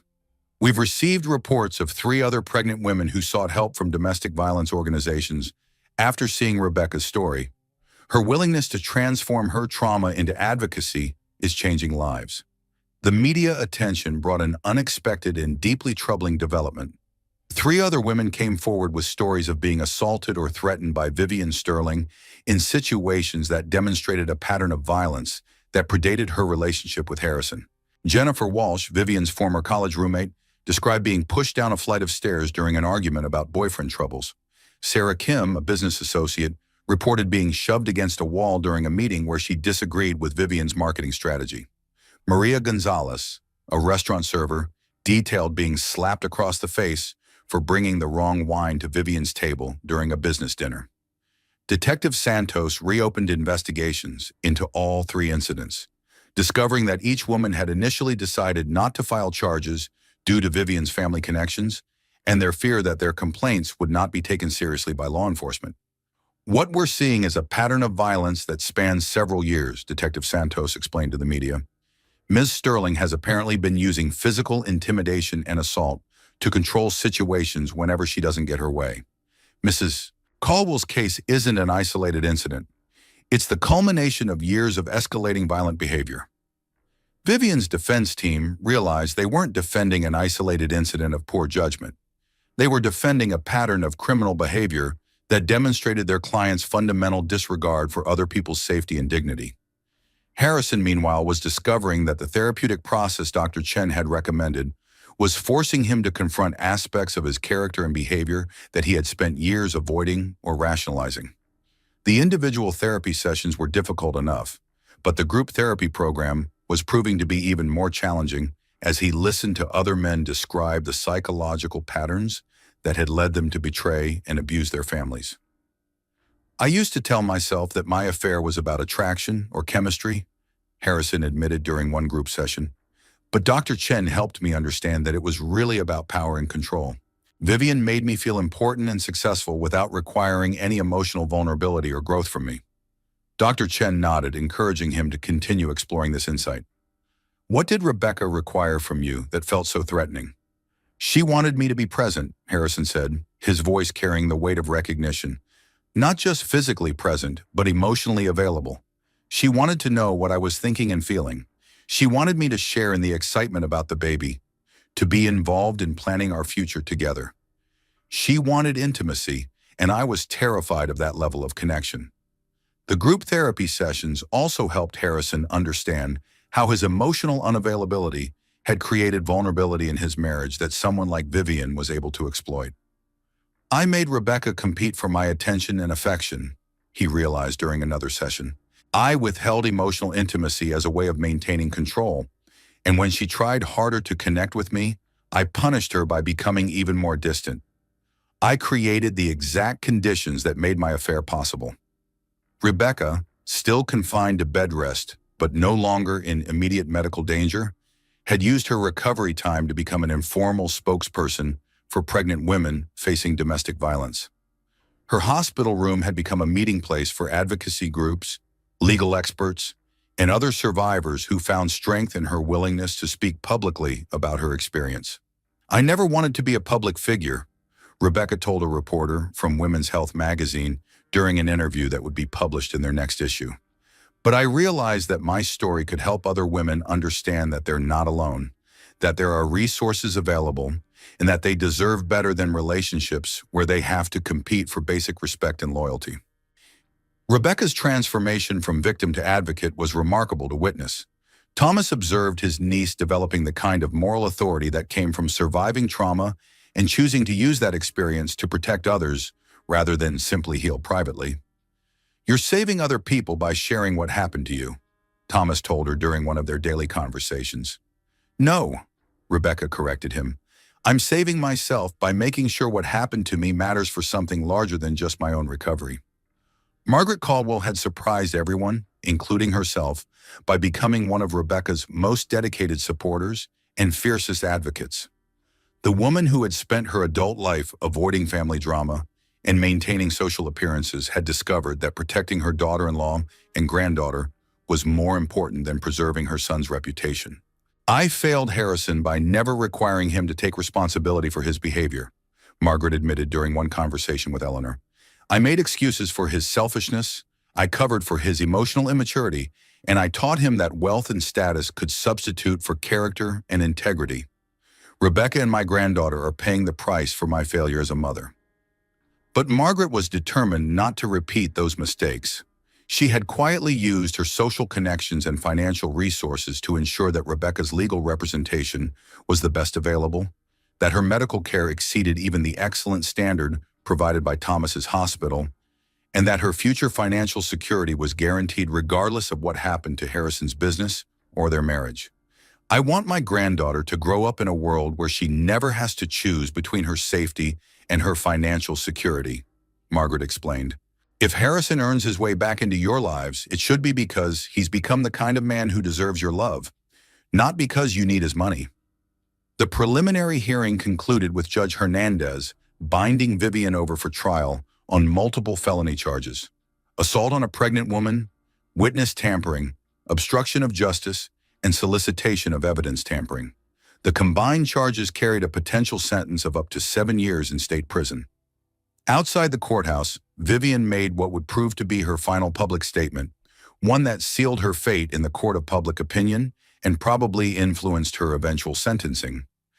This whole thing is a witch hunt orchestrated by a bitter, manipulative woman who couldn't keep her husband satisfied, Vivian told the crowd of reporters and advocates. I'm the real victim here. I'm being persecuted because I had the courage to give Harrison the kind of sophisticated relationship he deserved. The statement was played on every news channel in the state. In public opinion, which had already turned decisively against Vivian, became even more hostile.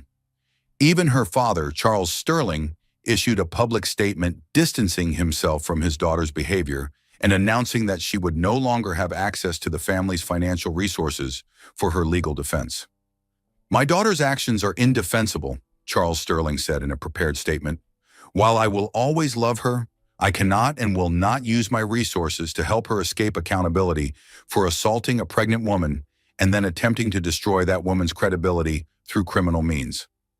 As Rebecca watched the news coverage from her hospital bed, surrounded by the people who had become her chosen family, she realized something fundamental had changed in her understanding of power, protection, and justice.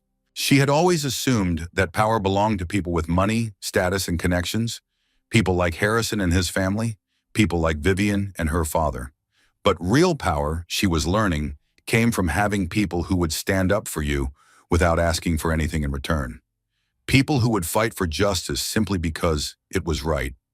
6 weeks after the assault that had changed everything, Rebecca was finally cleared for limited activity outside the hospital, though she remained under strict medical supervision and was required to stay within a few minutes of emergency medical care. Her new apartment, purchased and furnished by Margaret as a gesture of protective support, was located just 3 blocks from Metropolitan General Hospital and less than a mile from Thomas and Eleanor's house. The apartment represented more than just a place to live. It was a symbol of Rebecca's independence and her ability to make choices based on what was best for her and her daughter, rather than what was most convenient or expected by others. Margaret had insisted on purchasing the apartment outright and putting it in Rebecca's name, ensuring that she would never again face homelessness or dependence as potential consequences of leaving an unsatisfactory relationship. I want my granddaughter to grow up knowing that women in our family always have options, Margaret explained when Rebecca initially protested the generous gift. If Harrison proves that he's genuinely changed and earns his way back into your lives, you'll choose him because you want to, not because you have to. Harrison had continued his intensive therapy program, attending individual sessions with Dr. Chen twice a week and participating in the group therapy program for men who had committed emotional abuse. The changes in his behavior and perspective were remarkable to observe, but Rebecca remained cautious about interpreting his progress. "How do I know this isn't just a more sophisticated form of manipulation?" she asked Dr. Chen during one of the joint counseling sessions that Harrison had requested, but only Rebecca could authorize. "How do I know he won't revert to his old patterns once the legal consequences and public scrutiny fade away?" "You don't know," Dr. Chen said with the honesty that made her one of the most respected therapists in the state. "That's why we don't make decisions about relationship reconciliation until we've seen sustained change over a significant period of time. But I can tell you that Harrison is doing work that goes far beyond what would be necessary if his only goal was managing the public relations consequences of this situation." Dr. Chen explained that Harrison's therapy was addressing fundamental psychological patterns that had developed over decades, not just the specific behaviors that had led to the crisis in his marriage.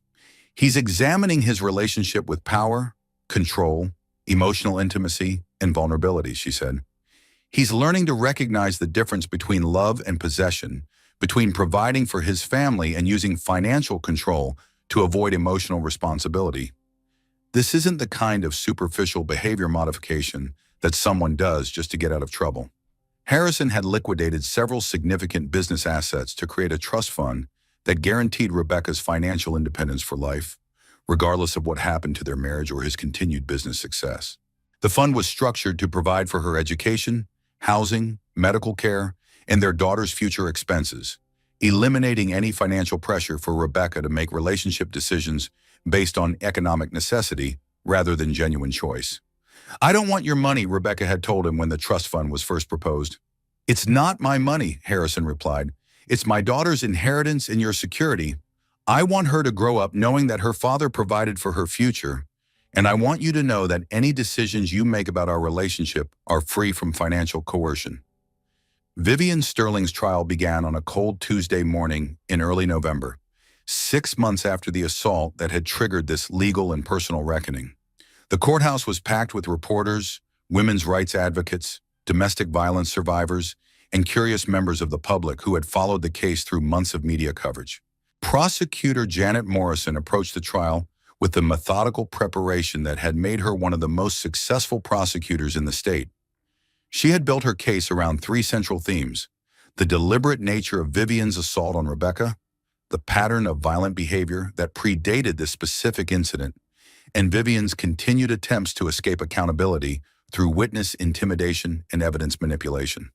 "Ladies and gentlemen of the jury," Morrison said during her opening statement, "this case is about a woman who believed that her wealth, her connections, and her sense of entitlement gave her the right to assault a pregnant patient in a hospital room, then attempt to destroy that victim's credibility when she faced consequences for her criminal behavior." Morrison systematically presented the evidence: security footage showing Vivian's escalating aggression, culminating in the deliberate kick that sent Rebecca falling to the floor, medical records documenting the injuries and trauma, witness testimony from hospital staff who had observed the attack, and recorded evidence of Vivian's attempt to bribe Maria Santos to plant drugs in Rebecca's room. "The defendant wants you to believe that this was an emotional outburst, a moment of poor judgment triggered by circumstances beyond her control," Morrison continued. "But the evidence shows calculated violence followed by calculated attempts to frame the victim for crimes she didn't commit. This wasn't passion, it was predation." Marcus Webb, Vivian's defense attorney, tried to argue that his client was the real victim, manipulated by a complex family situation and overwhelmed by emotional circumstances that had driven her to behavior that was out of character for someone of her background and social standing. "My client is a successful businesswoman with no prior criminal record," Webb argued during his opening statement. "She became involved in a situation that spiraled out of control, and her actions, while regrettable, were the result of emotional distress rather than criminal intent." But Webb's defense strategy collapsed when the prosecution presented testimony from Jennifer Walsh, Sarah Kim, and Maria Gonzalez, the 3 women who had come forward with accounts of previous violent incidents involving Vivian. Their testimony established a pattern of behavior that demonstrated Vivian's willingness to use physical violence whenever she encountered resistance or disagreement. When Rebecca testified, her quiet dignity and clear recounting of the events destroyed any sympathy the jury might have felt for Vivian. She spoke without dramatics or embellishment, simply telling the truth about what had happened that night and how the assault had affected both her physical health and her emotional well-being. "I wasn't trying to steal anyone's husband," Rebecca said when Webb attempted to suggest that she had somehow provoked the attack. "I was 7 months pregnant, trying to share good news with my husband about our daughter. I never threatened Ms. Sterling. I never even spoke directly to her until she began verbally attacking me in the hospital room." Rebecca's testimony was particularly powerful when she described the moment of the assault itself and her immediate fear for her unborn daughter's safety. "When she kicked me and I fell, my first thought wasn't about the physical pain," Rebecca said. "My first thought was that my daughter might die because someone was so consumed with jealousy and hatred that she was willing to hurt a pregnant woman to make a point about her relationship with my husband." The jury deliberated for less than 3 hours before returning guilty verdicts on all charges.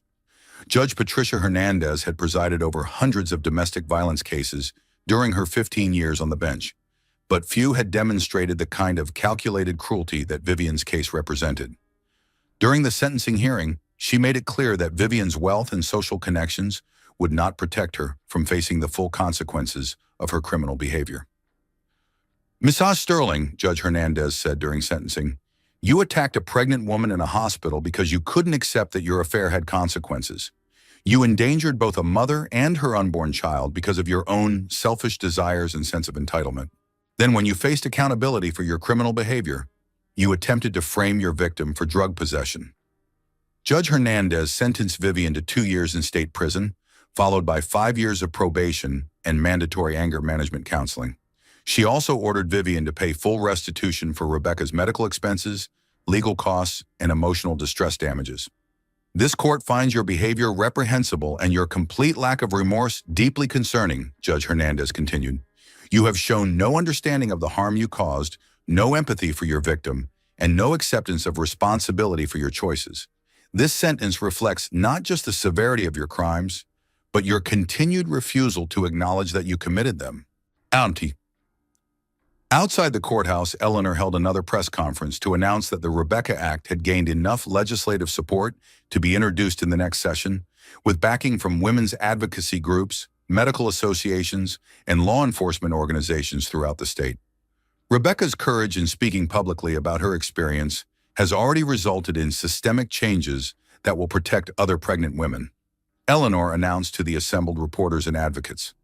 "The legislation bearing her name will create enhanced penalties for assault on pregnant women and establish protocols for hospitals to better identify and respond to domestic violence situations." That evening, Rebecca went into labor 3 weeks earlier than expected, but Dr. Martinez assured her that this was likely due to natural progression rather than stress-related complications. Unlike the terrifying emergency that had brought her to the hospital 6 months earlier, this labor proceeded normally, surrounded by the people who had become her chosen family.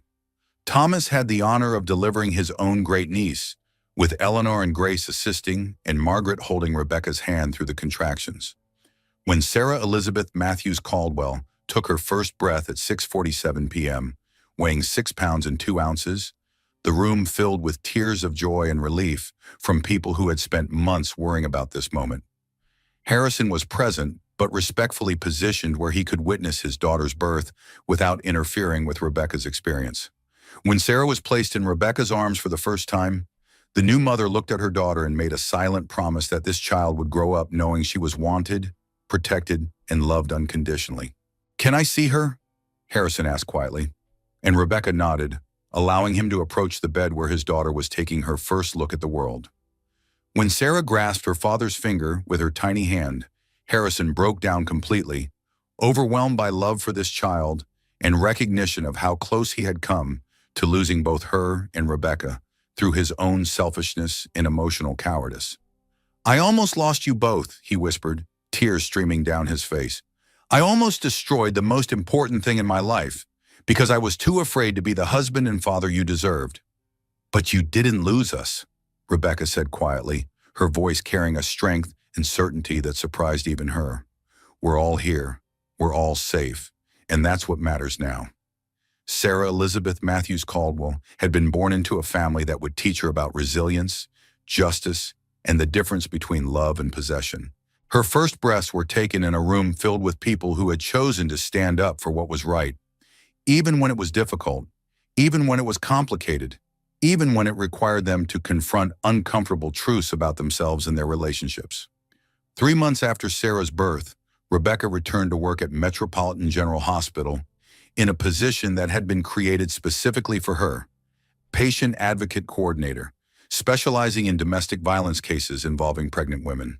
Her office was located just 2 floors below the emergency department where her own crisis had unfolded, allowing her to be available immediately whenever a situation similar to her own required someone who understood both the medical and emotional complexities of violence against expectant mothers. Sarah spent her days in the hospital's employee daycare center, surrounded by medical staff who had watched her grow from a pregnancy threatened by violence into a healthy, thriving infant with her mother's gentle temperament and her father's determined spirit. Grace stopped by during her breaks to hold the baby and marvel at how much Sarah had grown. Thomas brought toys from the hospital gift shop and delighted in teaching his great niece to recognize his voice. Eleanor knitted blankets and booties in every color imaginable, creating a wardrobe that could outfit triplets. Rebecca's first case as patient advocate was heartbreakingly similar to her own experience. Maria Johnson was a 24-year-old woman, 6 months pregnant, who had arrived in the emergency department with injuries that didn't match her story of falling downstairs. Her boyfriend paced the waiting area, making increasingly aggressive demands about her medical treatment and refusing to allow medical staff to speak with her privately. "Mrs. Johnson," Rebecca said gently, approaching the young woman with the calm authority that came from having survived a similar experience. "I'm Rebecca Caldwell, the patient advocate here at Metropolitan General. I want you to know that you're safe here, and whatever brought you to the hospital tonight, we're going to make sure you get all the help and support you need." For the first time that evening, Mrs. Johnson made direct eye contact with someone, recognizing something in Rebecca's voice that told her this was someone who would understand her situation without judgment or pressure. "I've been where you are," Rebecca continued quietly. "I was 7 months pregnant when someone attacked me right here in this hospital. I thought my world was ending, but I was wrong. It was just beginning." Mrs. Johnson started crying, not the desperate tears of someone who felt trapped, but the relieved tears of someone who had finally found another person who understood her situation and could help her see that she had options beyond just surviving day to day. Thomas appeared beside Rebecca, recognizing the same protective instincts in his niece that had driven his own medical career toward advocacy for vulnerable patients. "What do we have?" he asked quietly. "Probable domestic violence situation," Rebecca replied, falling naturally into the clinical language that allowed medical professionals to discuss difficult cases without compromising patient confidentiality. "Injury pattern inconsistent with reported cause. Partner is exhibiting controlling behavior and won't allow private conversation with patient." Thomas nodded, immediately understanding the protocol that had been developed partially in response to Rebecca's own experience. "Same approach we used for your situation. Document everything. Separate them for individual interviews. Ensure she understands all available options and resources." Rebecca spent the next 4 hours with Mrs. Johnson, helping her navigate the medical examination, connecting her with legal resources, and ensuring that she understood that she didn't have to return to a dangerous relationship if she chose not to. By morning, Mrs. Johnson had decided to move into a residential facility for pregnant women leaving abusive relationships, taking the first step toward building a life where she and her baby would be safe. "How did you know?" Mrs. Johnson asked Rebecca as she was being discharged to the care of advocates from the domestic violence shelter. "How did you know that I could do this?" "Because someone believed I could do it when I didn't believe in myself," Rebecca answered. "And because every woman deserves to raise her children in safety, even when that means making scary changes to create that safety." Harrison continued his therapy and his gradual rehabilitation as both a person and a potential co-parent. His progress was steady but slow, marked by genuine insights into his behavior and authentic changes in how he approached relationships and responsibility. Whether he and Rebecca would eventually reconcile remained an open question, but their co-parenting relationship had become respectful and supportive. "I want to ask you something," Harrison said during one of their weekly meetings to discuss Sarah's schedule and needs. "Not about us, but about her." "What about her?" Rebecca asked, adjusting Sarah's blanket as their 3-month-old daughter slept peacefully in her carrier. "I want her to grow up knowing the real story of what happened when she was born," Harrison said carefully. "Not a sanitized version that protects my reputation, but the truth about what I did wrong and how you found the strength to protect both of you." Rebecca was surprised by this request. "Why would you want her to know about the worst parts of our story?" "Because someday she's going to face situations where people try to convince her that abuse is love, that jealousy is passion, that she should accept less than she deserves from relationships," Harrison explained. "I want her to have your example to guide her when those moments come." Rebecca considered this carefully. "And your example too," she said finally. "The example of someone who did wrong, but took responsibility and worked to become better. Both parts of the story matter." Margaret had become one of Rebecca's closest friends and allies, transforming from a distant mother-in-law focused on appearances into a devoted grandmother who prioritized substance over style. "You know," Margaret said during one of their regular Sunday dinners, "I used to think the worst thing that could happen to our family was scandal. Now I realize the worst thing was silence, pretending problems didn't exist instead of facing them honestly." Eleanor, ever the advocate, continued to use Rebecca's story in her speeches about domestic violence prevention and her work to pass the Rebecca Act. Rebecca's strength didn't come from surviving the attack. She would tell audiences of medical professionals, law enforcement officers, and social workers. It came from building a life where such attacks couldn't happen again. "No," Rebecca corrected her during one speech where she appeared as a guest speaker.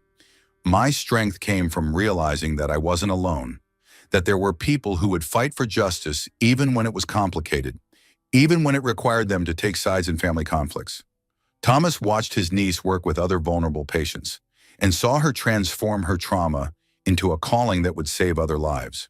"You're making a difference for other people by sharing what happened to you," he observed. "I'm making a difference for myself," Rebecca corrected him, "by making sure that what happened to me serves a purpose larger than just my own healing." Vivian served 18 months of her 2-year sentence before being released on parole, having shown no genuine remorse or personal growth during her incarceration. She immediately began posting on social media about being the real victim of a conspiracy by powerful people who had destroyed her life to protect their own reputations. But her influence was gone. Her father had disowned her publicly and permanently. Her former colleagues avoided any association with her. The media treated her as a cautionary tale rather than a credible voice. Most importantly, her attempts to re-enter Harrison and Rebecca's lives were blocked by restraining orders that remained in effect and by a legal system that had demonstrated its willingness to hold her accountable for her behavior. When Vivian attempted to contact Harrison through his office, his assistant immediately forwarded the message to Rebecca's attorney, who documented it as a violation of the restraining order and a breach of her parole conditions. Vivian quickly learned that her continued attempts to harass or intimidate Rebecca would result in her return to prison to serve the remainder of her original sentence. Rebecca felt nothing when she heard about Vivian's attempts to re-enter their lives. Not anger, not fear, not even satisfaction at Vivian's continued legal troubles.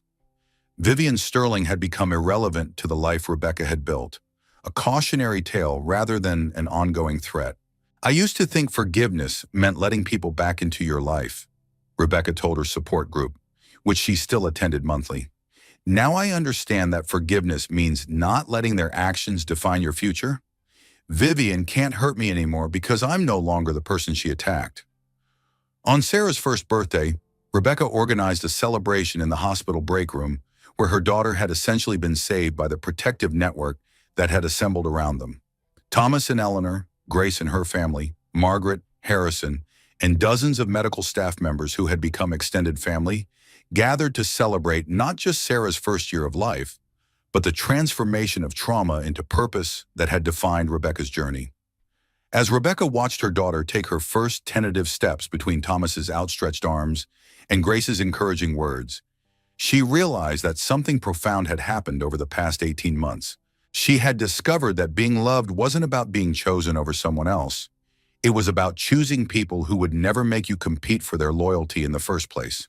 Sarah Elizabeth Matthews Caldwell was growing up surrounded by people who had demonstrated their commitment to protecting her and her mother through actions rather than words, through consistent support rather than dramatic gestures, through genuine love rather than possessive control. Harrison approached Rebecca as the birthday party wound down, carrying the question that had been building for months of demonstrated change and consistent behavioral improvement. "Rebecca," he said quietly, "I want to ask you something, and I want you to know that I'll accept whatever answer you give me." She turned to face him, Sarah balanced comfortably on her hip, surrounded by the people who had become her chosen family. "I'm not asking you to take me back," Harrison continued carefully. "I'm not asking you to trust me yet because I know that trust has to be earned over time through consistent actions. But I'm asking if you think there might be a future where we could try to build something new together. Not because either of us is desperate or dependent, but because we both become people capable of the kind of love that Sarah deserves to see." Rebecca looked at this man who had been her husband, then her betrayer, then her co-parent, and now something new. Someone who had earned the right to ask for a second chance through genuine change and consistent behavior over more than a year of therapeutic work and demonstrated commitment to becoming better. She thought about the journey that had brought them to this moment, from the blood on the marble floor of his office building to this birthday party in a hospital break room, surrounded by people who had chosen to stand up for justice and protection rather than wealth and status. "Ask me again in 6 months," Rebecca said finally. "If you're still doing the therapeutic work, if you're still the man you've become over this past year, if you're still committed to being the kind of father Sarah deserves and the kind of partner who deserves a second chance, ask me then." Harrison smiled, and it was the first genuine smile Rebecca had seen from him since before their marriage began to deteriorate. "I'll ask you in 6 months," he said, "and I'll keep doing the work whether you say yes or no, because Sarah deserves a father who's committed to being the best person he can be." As Rebecca drove home to her apartment with Sarah sleeping peacefully in the car seat behind her, she reflected on the journey that had brought them to this point.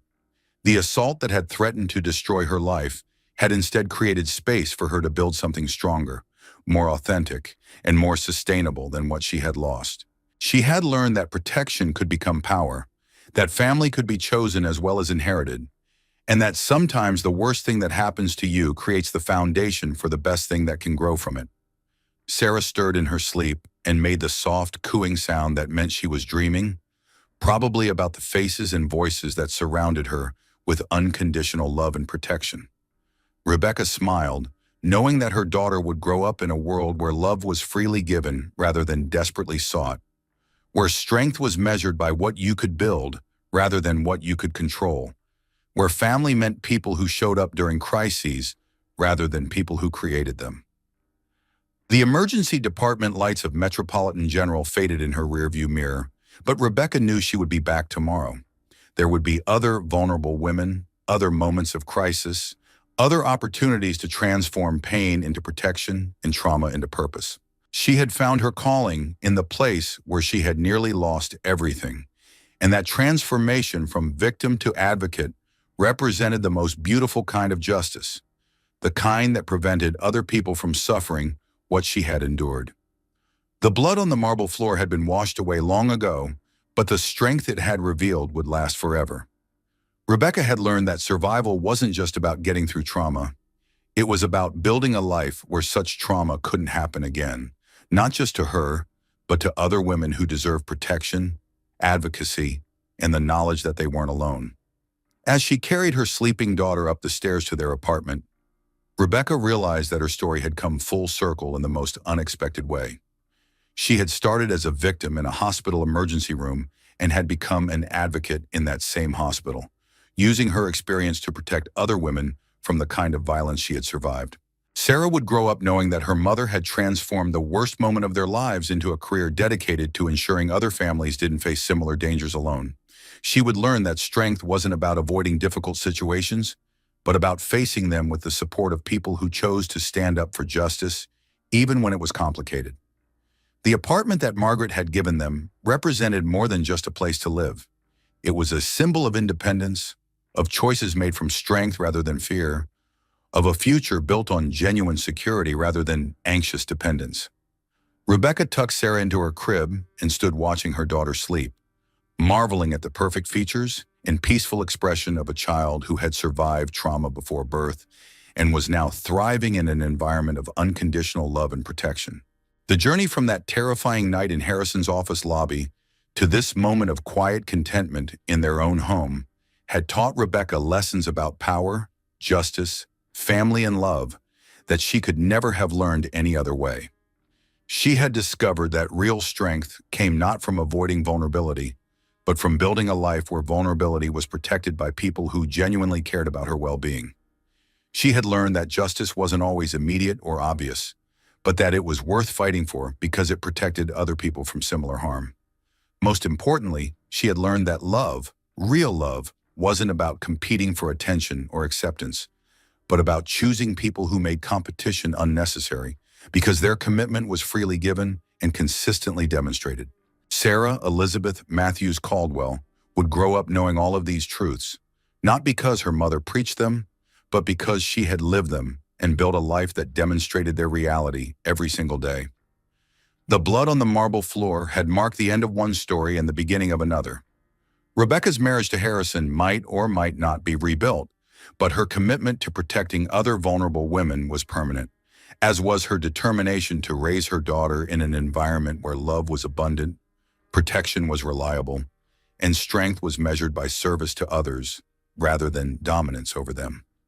As Rebecca finally settled into sleep in her own bed, in her own apartment, surrounded by the security that came from genuine independence in authentic relationships, she realized that she had achieved something she had never thought possible during those terrifying hours when her marriage was ending and her pregnancy was threatened.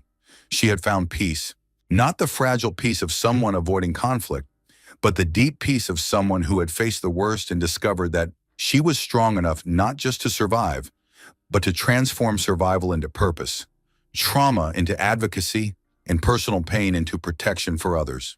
The emergency department of Metropolitan General Hospital would open its doors tomorrow to new patients, new crises, and new opportunities for Rebecca to use her experience to help other women navigate the intersection of medical vulnerability and domestic violence.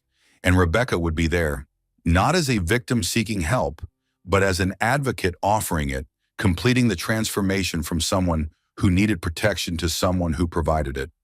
That transformation, from vulnerability to strength, from isolation to community, from victim to advocate, represented the most profound kind of healing possible.